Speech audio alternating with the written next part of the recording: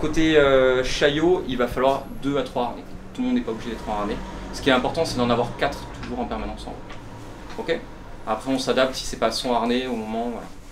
Partie basse pour ceux qui vont travailler la sangle. Donc notamment Vincent, Charles, Alex. Ce qui va être important, c'est d'avoir des gants, l'éclairage. Je m'appelle Alexandre Gomez de Miranda. Du coup, je suis le président de l'association Rope & Web. Ça fait maintenant 7 ans qu'elle existe.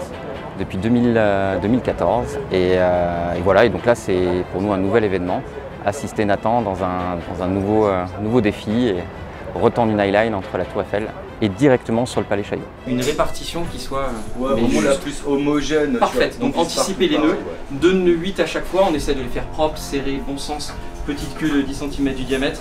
Et voilà, vous avez un coup de corde en haut, la corde c'est de la Max Load de chez Lyros, n'hésitez pas à la couper à la dimension, vous avez 60 plus 40 mètres. Ensuite, vous répartissez et l'idée en fait c'est de finir sur une plaque multi-ancrage.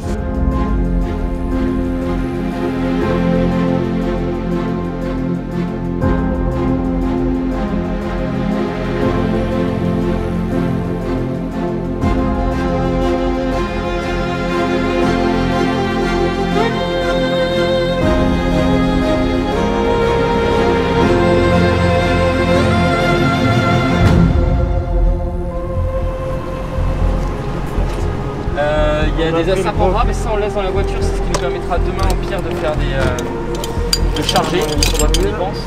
Ça ce sera le kit de secours, donc au départ ça peut vous servir au montage.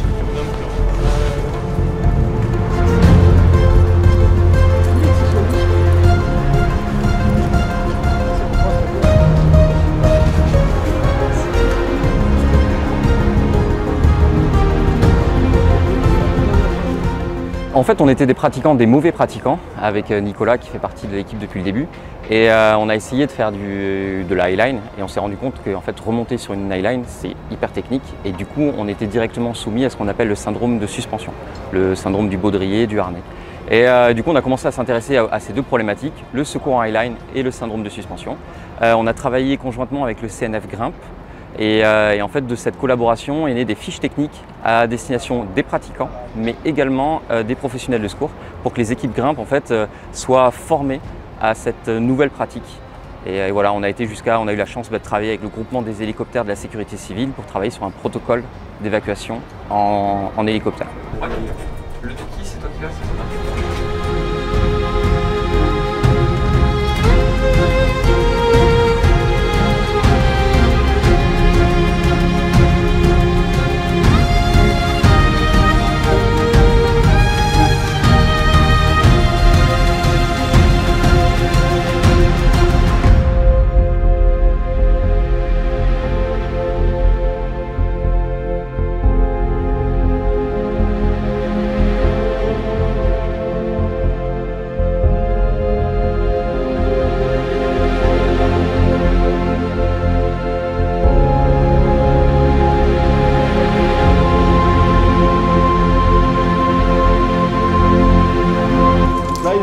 Installer l'ancrage sur la tour Eiffel. Et donc ils sont formés à ça, ils sont experts dans leur domaine pour que demain je puisse marcher tranquillement en toute sécurité sur la ligne. Alors là, la technique, c'est de chaque côté, il y a des équipes qui vont installer l'ancrage, donc cercler les endroits, enfin préparer de quoi attacher la sangle. Après, la sangle va se dérouler en bas, on va la dérouler sur la route, puis sur les fontaines du Trocadéro. Et puis à la fin, ils vont jeter des cordes de chaque côté et on va faire monter la sangle sur les cordes qui ont été jetées. Et tout ça pendant que la route est coupée entre 3h et 5h30.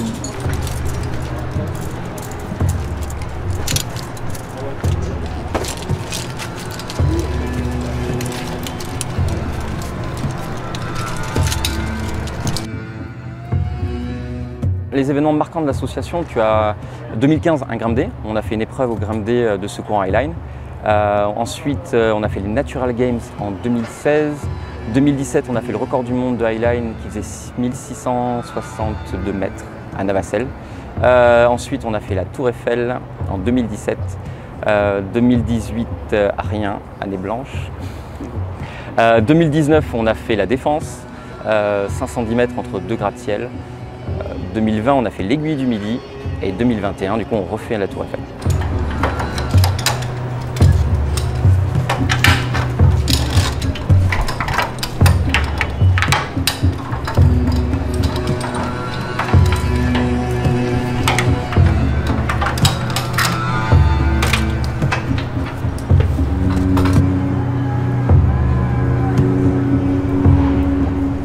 C'est un athlète de haut niveau, il s'entraîne énormément et il n'est pas censé faire de malaise, il n'est pas censé avoir de problème.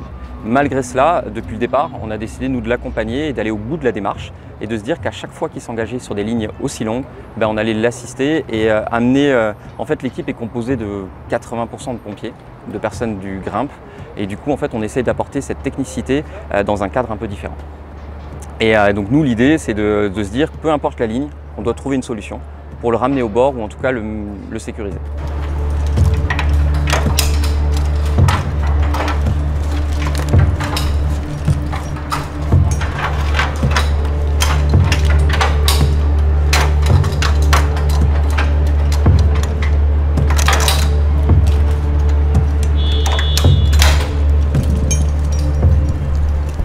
On peut imaginer que s'il faisait un malaise au milieu de la ligne et qu'il faille aller chercher, moi j'ai une équipe de chaque côté, de 2 personnels qui sont prêts à intervenir et d'aller lui porter assistance et de le descendre au sol. Et si jamais il y avait un problème supplémentaire, par exemple la sangle principale qui venait à rompre et qui serait repris dans la sécurité, à ce moment-là on a un dispositif avec un treuil qui nous permet de reprendre la tension et de détendre la ligne depuis le haut pour le déposer au sol. Donc en permanence on a une équipe de chaque côté plus une équipe au sol avec une liaison radio.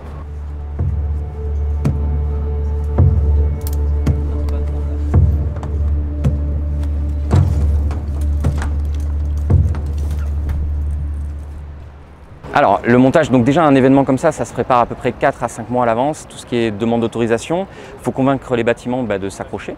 Donc là le Palais Chaillot c'est particulièrement technique parce qu'on est sur un bâtiment classé avec des pierres de parement et donc en fait nos ancrages traversent ces pierres et il y avait tout notre travail ça a été de proposer un ancrage qui soit suffisamment répartiteur en termes de charge pour ne pas solliciter trop chaque point.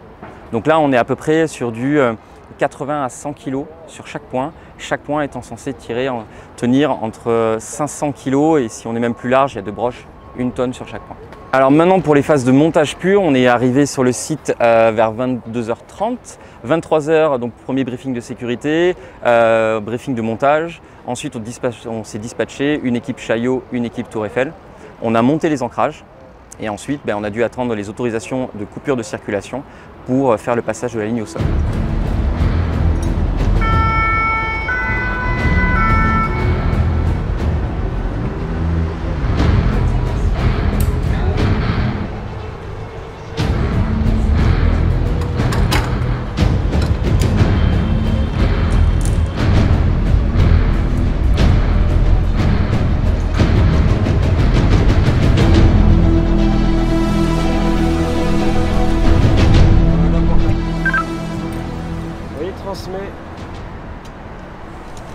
Ouais, alors si tu te penches par-dessus le premier, tu dois voir la rangée de bungalows principale. Donc faut pas se mettre complètement au milieu. Attends, je te vois là. Tac, tac, tac, tac. Ouais, je pense que si tu le lances à ce niveau-là, c'est bon. Tu le lances assez loin. avec 25-30 mètres de corde et puis je le récupère en bas.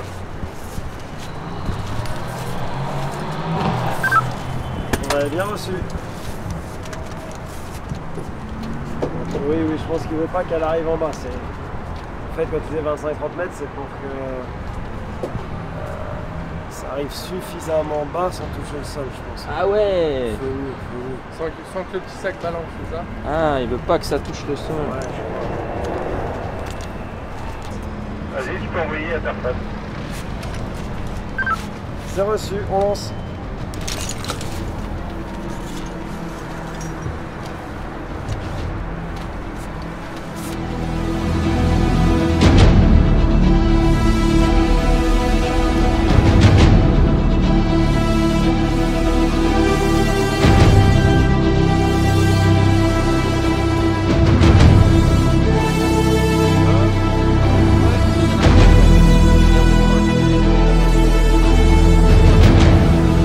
C'est bon? C'est coupé à droite? C'est coupé à gauche?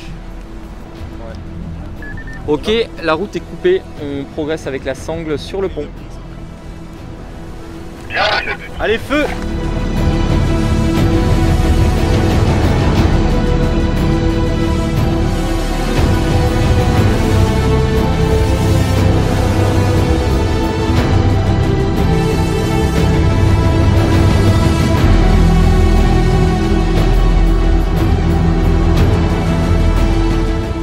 Donc on est descendu du côté Tour Eiffel, on est descendu côté Palais Chaillot et on a passé la sangle au sol et on l'a montée à chaque extrémité. Et une fois que cette sangle était prépositionnée, on a effectué une tension. C'est top, c'est beau, c'est du travail d'équipe. Et à la fin, on maintenait la sangle au milieu du pont et on a lâché et elle est partie dans le ciel. Nico, c'est vraiment parfait. On a passé l'obstacle, donc vous pouvez commencer à tirer. On est bien dans l'axe, continuez.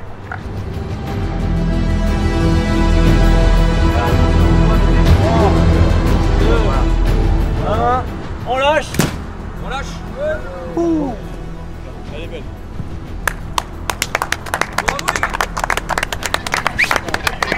gars. C'est bon, c'est passé. On va pouvoir réouvrir la circulation et vous allez passer en traction. Dis-moi combien vous avez sur le dynamo. Du coup, qu'est-ce que tu ressens quand tu vois ça? Là, je trouve ça beau. C'est beau. Et il me tarde devant un attentif. C'est cool.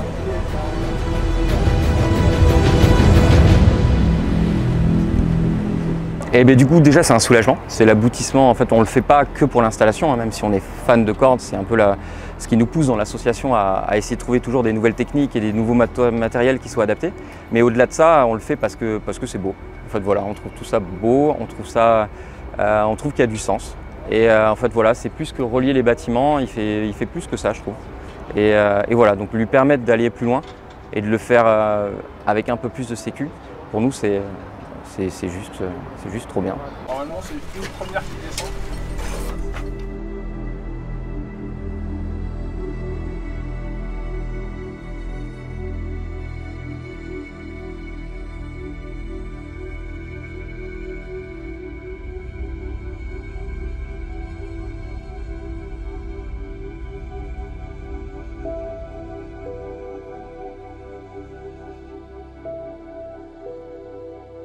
En fait l'équipe, là actuellement on était 13, on avait 3 cordistes professionnels et on avait 9 sapeurs-pompiers membres du GRIMP, donc de différents départements. On avait le Calvados, les Charentes-Maritimes, la Haute-Savoie, la Seine-et-Marne, les Bouches-du-Rhône. Donc voilà, donc on a des pompiers qui viennent un peu de partout et on avait même un chercheur spécialisé dans tout ce qui est études mathématiques qui a travaillé avec nous sur les tensions et les flèches engendrées dans cette sangle. L'idée, c'est de monter en technicité, d'avoir une équipe de plus en plus étoffée pour pouvoir permettre de faire des défis de plus en plus fous et d'aller de plus en plus loin. Alors, on pense très fortement au Mont Saint-Michel. En fait, ce serait faire un nouveau record du monde entre une grue mobile et le Mont Saint-Michel, un peu plus de 2 km 100. Et voilà, on travaille dessus activement et c'est déjà bien avancé. Et à terme, le projet un peu plus fou, mais qui au final devient de plus en plus réaliste, c'est de tendre une ligne entre la Tour Eiffel et la Tour Montparnasse. Voilà, 2 km 100 de distance et ce serait un peu l'aboutissement, je pense, en termes de technicité et de défis sportifs. Tu crois que c'est possible de le faire? Ah, je ne sais pas que je crois, c'est que j'en suis sûr. Après, voilà, il faut se donner les moyens, il faut avoir l'équipe. Et voilà. Mais entre les milieux des pompiers, les milieux des cordistes, on commence à nouer des vrais liens. Et je pense que la technicité complémentaire de ces deux milieux va nous permettre de trouver des solutions et de proposer une méthode sécurisée et fiable. Là, on admet que les deux cônes se superposent. Voilà, mais en fait, c'est ça. Parce que tu fais une traction sur les deux. Voilà, parce qu'on a un seul point d'ancrage qui vient vraiment exercer une force de manière homogène sur les deux en même temps. Alors, moi, je pense que c'est la seule explication. C'est la seule explication. Un mot pour résumer ce week-end. Moi, le mot qui me vient à l'idée, c'est cohésion. On a grossi notre équipe et voilà, moi j'ai trouvé des gens qui étaient motivés, passionnés, porteurs de solutions, qui ont amené de la réflexion et en même temps de l'exécution. Du coup, on a eu vraiment on a travaillé en équipe et depuis hier soir 22h jusqu'à maintenant 11h du matin, on n'a pas dormi, mais pourtant on est toujours en action et on essaie de trouver des solutions et ça se passe bien. Donc voilà, en termes de cohésion, on a franchi un cap et c'est bien. Avec le sourire. Ah bah toujours, c'est la base. Convivialité et cohésion, c'est ce qu'on essaye de faire. Ok, top, merci Alex. C'est tout bon les gars? Bon bah merci. Oui, bah, ça arrive.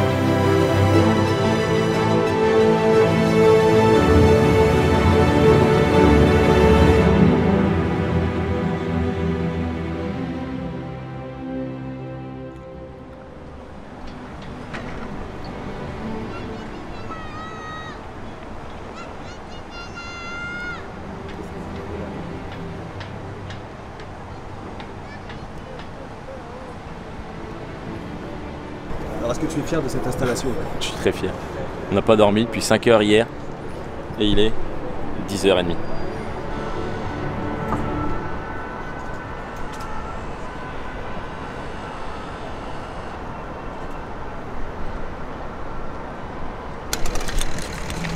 Bon bah parfait.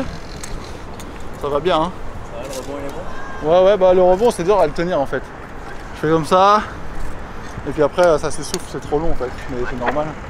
Et pas de twist hein, jusqu'à où j'ai été. T'entendais les enfants du coup qui... Ah ouais les petits ouais. Au début qu'est-ce que tu fais là? Qu'est-ce que tu fais là-haut? Ah trop bien. Je me présente, donc Alexandre Méchin, je suis sapeur-pompier professionnel au SDIS 17, donc Charente-Maritime, au centre de secours de Saint-Pierre-de-Léron. Et je suis donc chef d'unité grimpe depuis une douzaine d'années maintenant. C'est sûr que c'est la cerise sur le gâteau de voir Nathan se lancer sur la ligne. Nathan, ça reste un des meilleurs eyeliners au monde. Le voir évoluer dans des conditions comme ça, c'est sûr que c'est assez gratifiant. Maintenant, le moment que je retiendrai vraiment, c'est quand la ligne est partie en l'air cette nuit, qu'on a pu voir tout le montage qui a été effectué des deux côtés, côté Tour Eiffel et côté Palais Chaillot. Et là on a effectivement un sentiment de fierté. Voilà, après c'est sûr que bon, Nathan il en impose, c'est magnifique de le voir évoluer sur cette ligne-là et hâte de le voir l'effectuer en entier cet après-midi. Ah, échange. Le mot principal c'est échange parce qu'effectivement on a du matin au soir ça discute corde, résistance, frottement et c'est vraiment génial. Et là notre partie maintenant c'est assurer la sécurité de Nathan.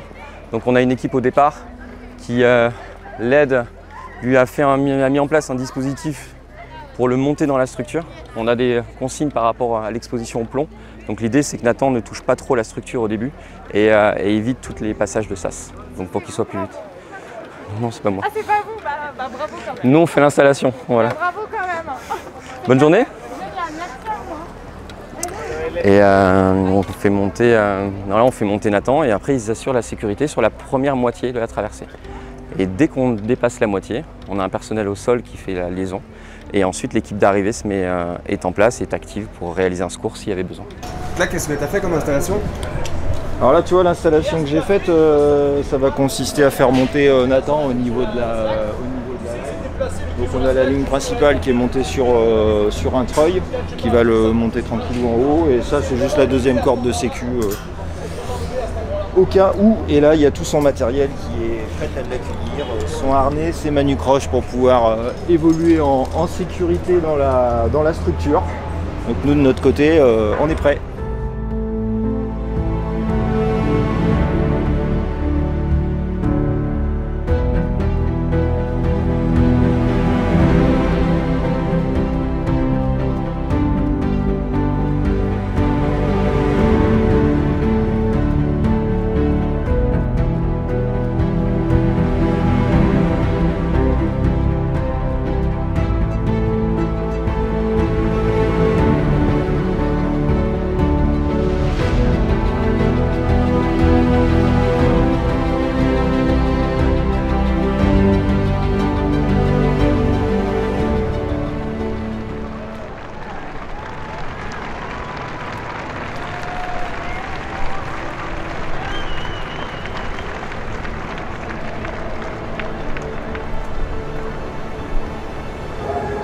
Ça te fait quoi du coup quand tu vois partir? Ah, ça fait toujours beaucoup d'émotions et c'est beau. C'est beau, c'est l'aboutissement de pas mal de travail de toute une équipe. Et on a bossé toute une nuit pour mettre ça en place et voilà, et le voir aussi léger dans l'air et aussi facile. Et bah, du coup, c'est un sentiment d'accomplissement, c'est cool.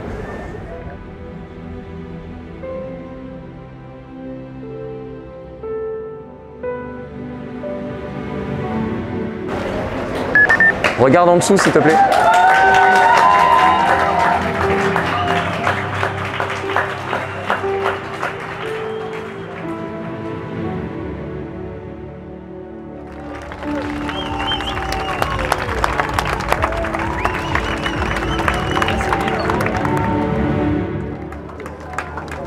Nathan, t'es le plus beau.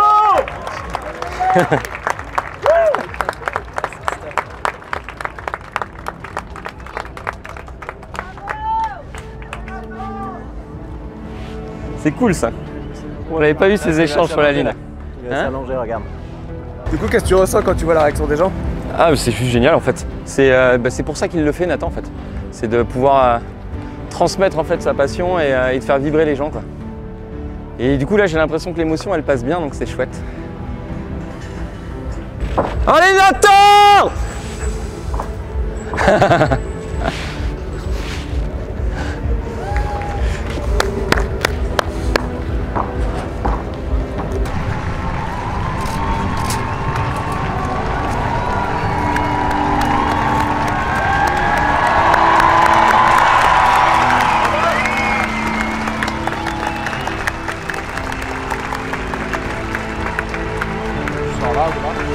Directement, je vais faire